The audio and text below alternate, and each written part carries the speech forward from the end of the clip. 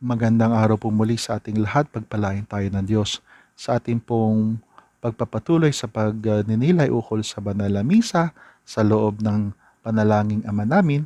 Ating pagninilay ngayon ang mga katagang sundin ang loob mo dito sa lupa para nang sa langit. Kalooban ng Diyos. No, isang bagay na ating lahat inaasam. No? Ngunit alam natin na hindi gayong kadali na ito ay matandis. No?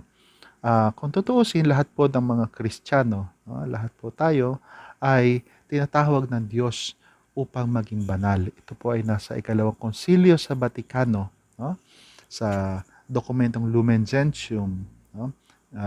At dito po ay sinasabi na ang lahat ng mga tao ay may pagtawag ng Diyos tungo sa kabanalan. At ito pong kabanalan ay ang pagsunod sa kalooban ng Diyos. At bagamat ito po yung pangkalahatang tawag sa mga tao, ngunit alam natin na may mga kanya-kanyang partikular na pagsasakongkreto.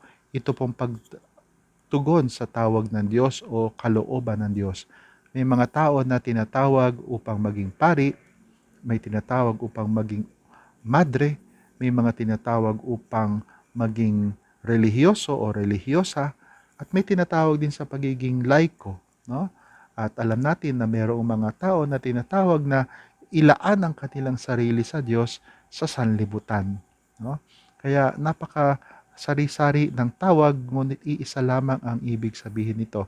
Sa kaibuturan, ang tawag po nito ay pagsunod sa loob ng Diyos. Na sana ating pagsumikapan araw-araw sa bawat saglit na iayon ang ating kalooban ng Diyos, natin sa kalooban ng Diyos. Kung kahit kumisan ay mahirap, ay hindi naman imposible.